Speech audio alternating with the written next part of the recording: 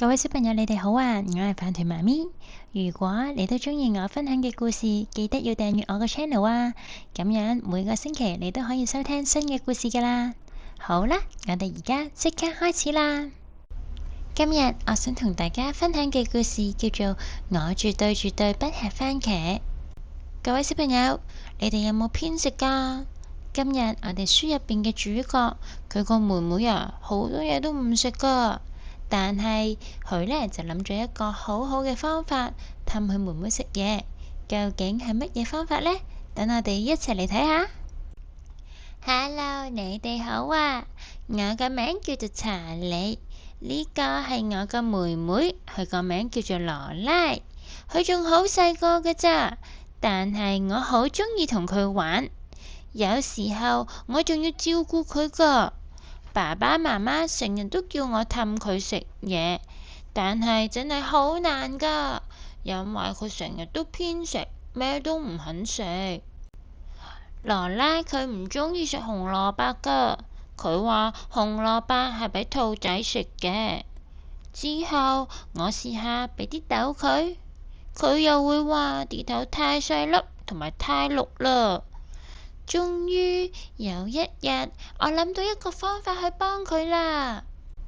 嗰一日，羅拉坐喺度等緊佢嘅晚餐，佢仲同我講：家姐，你要記得啊，我唔食豆啦、紅蘿蔔、薯仔、雞蛋、意粉、香腸。仲有，我唔食花椰菜、高麗菜、紅豆、香蕉、蘋果、飯、芝士、炸魚塊，仲有最緊要㗎，就係我絕對係唔會食番茄㗎。聽完羅拉咁講，嘻嘻，我即刻同佢講：你真係太幸運啦，因為我哋係唔會食嗰啲嘢㗎。我哋係唔會食紅蘿蔔，唔會食薯仔，亦都唔會食雞蛋、香腸，又唔會食紅豆、香蕉，更加唔會食番茄㗎。呢個時候，羅拉望一望張枱，佢同我講：家姐，點解張枱上邊有紅蘿蔔㗎？我係唔會食紅蘿蔔㗎。哎呀，羅拉，點解你會以為呢個係紅蘿蔔嚟㗎？佢哋唔係紅蘿蔔嚟㗎，佢哋係由橙星球嚟嘅橙樹枝。點解我覺得好似紅蘿蔔咁嘅？點會可能係紅蘿蔔啊？你諗下，橙星球上面都唔會有紅蘿蔔嘅。又好似係喎。梗係啦，你快啲食一啖啊！於是羅拉講完之後，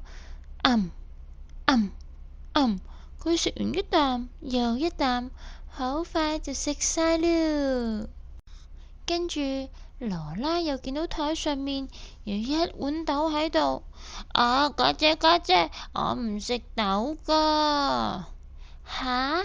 呢個都唔係豆，佢係嚟自綠國王嘅綠雨滴嚟㗎，每一粒都係綠色，一滴一滴喺天上面跌落嚟㗎。但係我唔會食綠色嘅嘢㗎。哎呀，你唔食綠色嘅嘢實在太可惜啦！呢啲咁珍貴嘅綠雨滴就交俾我食啦。咩話？好珍貴㗎？咁或者我可以食一粒或者兩粒嘅。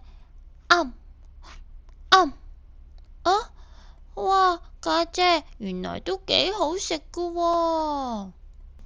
之後羅拉又見到有一個薯仔。家姐，我係唔會食薯仔㗎，一啖都唔會食啊！就算你整到薯蓉，我都唔會食㗎。唉，羅拉，你搞錯晒啦！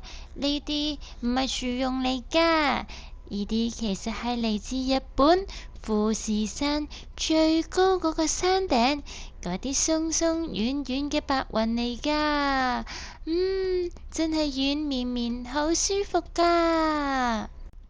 吓，係真嘅？咁你幫我筆多啲啦，我最鍾意食啲軟綿綿嘅白雲㗎啦。查理，呢一個一定係炸魚柳嚟㗎，我係絕對唔會食炸魚柳㗎。我梗係知道啦，但係呢一啲真係唔係炸魚柳嚟㗎，呢啲係喺海底超級市場買嘅海洋零食，美人魚成日都食㗎。啊，我記得啦，我都同媽媽去過海底超級市場，我好似見過㗎，但係我冇食過啊，我都想試下，可唔可以俾我試下？最後，羅拉突然間同查理講：查理，你可唔可以幫我拎嗰個啊？咩話？你真係想要呢個？我真係唔敢相信啊！佢知唔知佢指緊一個番茄啊？你真係好想食呢個？係啊，查理，我好想試下，你快啲俾一個我啦！羅拉，你知唔知呢一個係咩嚟㗎？唉，查理，我梗係知啦，呢一個咪就係噴水月亮咯，我最鍾意就係食噴水月亮㗎啦。哦，好多汁，好好味㗎。嘻嘻，查理，你唔會以為呢一個係番茄啊嘛？哈哈，各位小朋友，今日嘅故事就講完啦。查理最後用咗個好有趣嘅方法去幫佢妹妹試下唔同嘅食物。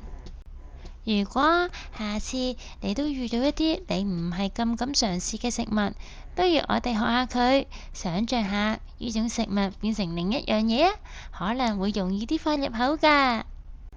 好啦，我哋今日就嚟到呢度啦。如果你都鍾意我分享嘅故事，記得俾個 like 我同訂閱我嘅 channel 啊！我哋下次再見啦，拜拜。